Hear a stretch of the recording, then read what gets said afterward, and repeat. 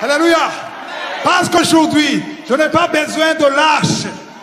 L'arche, c'était l'ombre de Jésus. Alléluia. J'ai dit que l'arche de l'alliance, c'était l'ombre de Jésus. Je peux voir l'ombre, une silhouette ici. Je vois que c'est un homme, ou je peux voir c'est un homme, c'est pas une femme, peut-être c'est un homme. Mais je ne pourrai jamais te dire qui est cette personne. Parce que je vois que c'est un être humain, c'est pas un chien, c'est pas un chat. Il y a une silhouette. Mais quand la personne vient, je vois le visage. Alléluia.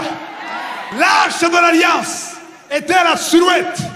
C'était l'ombre de Jésus.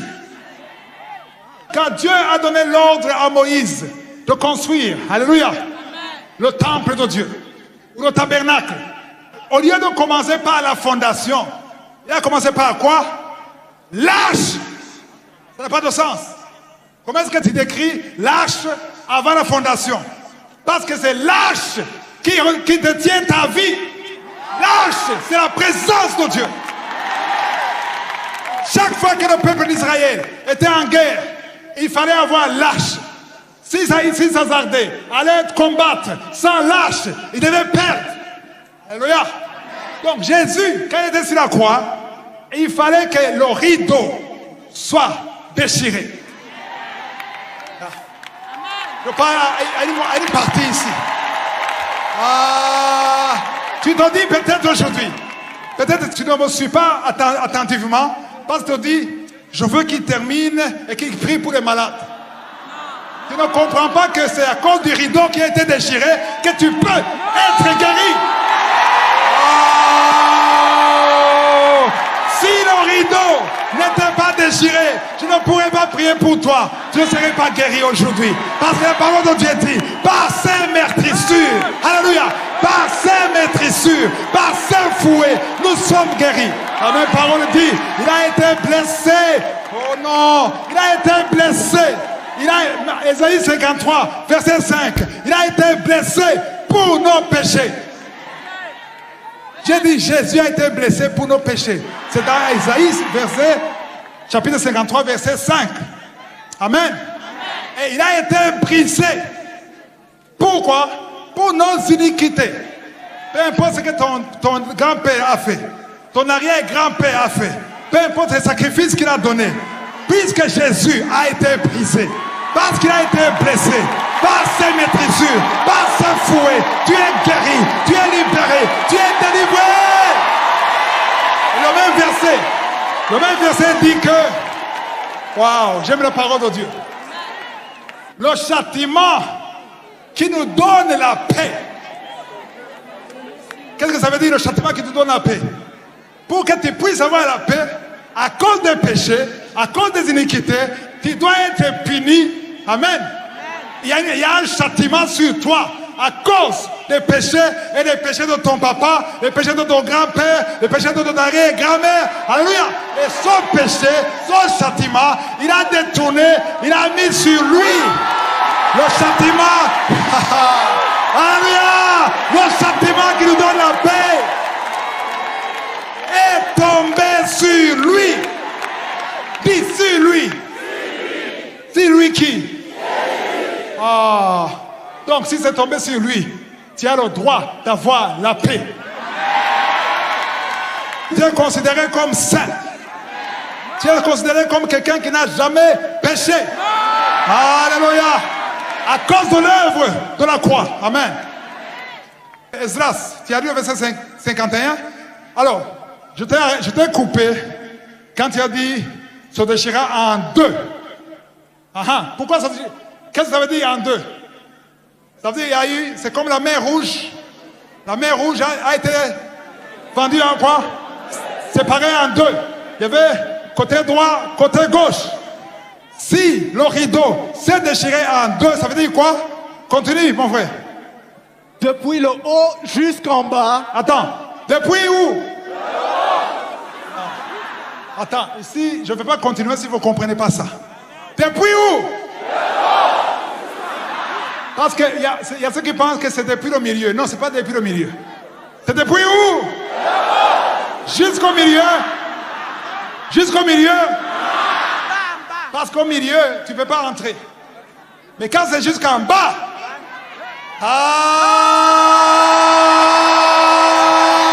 depuis là jusqu'en bas.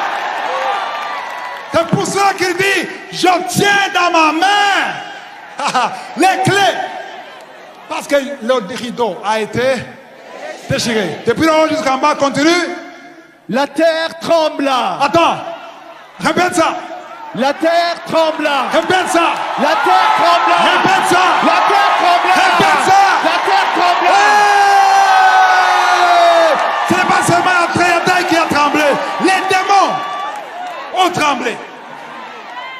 Les sorciers ont tremblé. Les magiciens. Les féticheurs. Les criminels. Hey, les voyants. Quand on parle de la terre, ce n'est pas seulement les montagnes, mais ce sont des puissances maléfiques qui ont tremblé. Continue. Les rochers se fendirent. Attends, répète ça. Les rochers se fendirent. Quoi? Les rochers. Esdras ne comprennent pas c'est quoi un rocher. Est-ce qu'il y a des rochers en Côte d'Ivoire? Tu as vu un rocher? Tu as vu un rocher séparé en deux? Oui. Pour que le rocher soit séparé, il faut quoi? Un marteau. Alléluia. Même le marteau, ce n'est pas une seule fois. Parfois, il faut une machine. Alléluia. Mais quand Jésus a été crucifié, les rochers, ce qui est impossible, les femmes stériles, ce qui ne peuvent pas voir. Oh, les rochers, les aveugles, les muets, les stériles, les adultères, les impudiques se fendirent au nom de Jésus. Hey! Oh, vous ne répondez pas. Hey! Yeah! Yeah! C'est très fort. Quand on parle de rocher, ce n'est pas juste un rocher. Ça veut dire les situations impossibles deviennent possibles. Alléluia. Ça devient possible parce que le roi des rois détient maintenant les clés. Alléluia. Les rochers se fendirent. Attends. Dis à ton voisin. Ce que tu vas entendre maintenant. Qu'est-ce qui s'est passé après, mon frère? Les sépulcres s'ouvrirent. Attends, les sépulcres c'est quoi? Les sépulcres c'est quoi? Les tombeaux. Les tombeaux. C'est-à-dire les gens qui étaient morts, on a pleuré, on a oublié, on s'est remarié. Le tombeau fait quoi? Qui l'a ouvert? Yeah! Les rochers, les tombeaux s'ouvrirent. Les sépulcres s'ouvrirent. Pourquoi est-ce que ça s'ouvre? Quand je suis venu ici, je ne suis pas venu à pied. Je suis venu dans un avion. Amen. Tous les étrangers qui viennent de loin, sauf les Burkinabés. Les autres sont venus avec des avions. Ils sont venus de loin. Alors, quand nous sommes arrivés ici, à l'aéroport d'Abidjan, on est arrivé, le signal de sécurité s'est enlevé. Alors, tout le monde se lève, chacun prend son sac, et tout le monde est comme ça.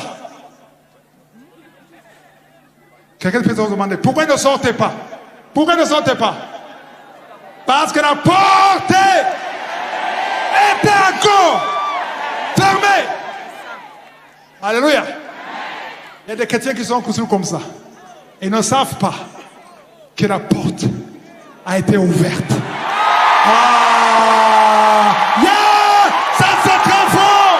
La porte est ouverte parce que celui qui détient les clés, il nous a dit, c'est moi. Celui qui croit en moi vivra. Celui qui croit en moi, Jésus a dit, celui qui croit en moi vivra même après la mort. après la mort. Autrement dit, si aujourd'hui je meurs, je ne meurs pas. Vous pouvez pleurer que je suis mort, mais je ne suis pas mort.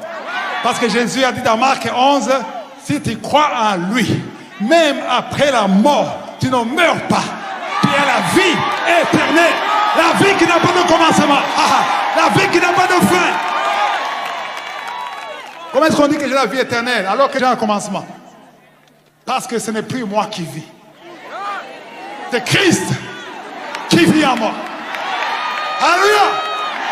Même après la mort. Après la mort. Alors, laissez plus que s'ouvrir. Dans l'avion, quand la porte s'ouvre, l'hôtesse commence à sourire. Merci beaucoup d'avoir choisi notre compagnie. Alléluia. Maintenant, la porte qui est déjà ouverte, les anges sourient. Te disent merci beaucoup d'avoir choisi Jésus.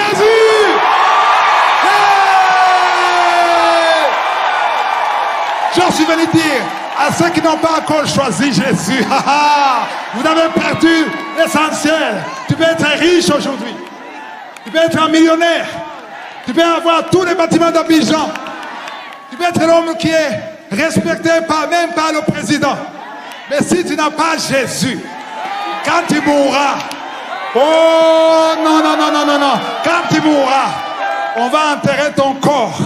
Et ton âme attendra la fin du monde. Et quand tu ressusciteras après les 1000 ans, ça ne sera pas pour le paradis. Non, non, non, non, non, non.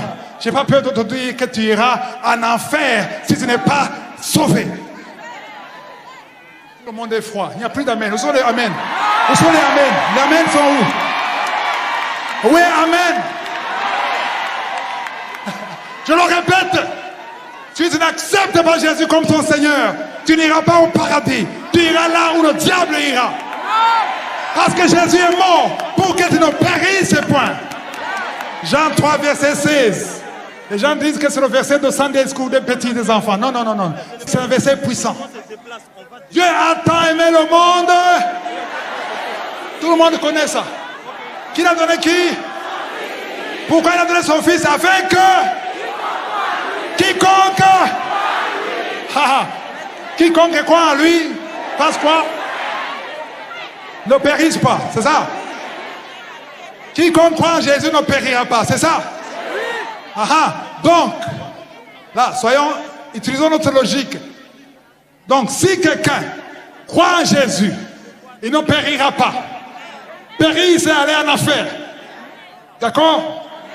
Donc, si quelqu'un croit en Jésus, il ne périra pas. Amen? Donc, si quelqu'un refuse de croire en Jésus, il périra. Acclamez pour le Seigneur.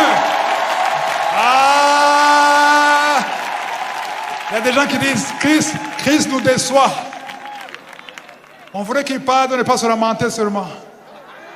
Christ est là pour parler de la part de Jésus. Je suis là pour dire ce que Jésus m'a demandé de dire. Je suis là pour te dire la vérité. Jésus ne te demande pas un sacrifice. Il demande que tu prennes des décisions. C'est tout. Amen. Donc, verset 52, les sépulcres s'ouvrir. Quand la porte s'ouvre, ça veut dire qu'il faut sortir. Dites-le. Alors, les tombeaux se sont ouverts. Esdras, qu'est-ce qui s'est passé? Et plusieurs corps des saints qui étaient morts ressuscitèrent. Répète ça. Et plusieurs corps des saints qui étaient morts ressuscitèrent. Une question? Vous avez compris ça? Est-ce qu'il a parlé de tous les corps? Quel corps? Les saints, ce n'est pas Saint-Pierre, ce n'est pas Saint-André. La parole de Dieu, quand on parle des saints, c'est qui les saints? Un saint, c'est quelqu'un qui a accepté Jésus comme son Seigneur et son Sauveur. C'est quelqu'un qui a été lavé, purifié par le sang de Jésus.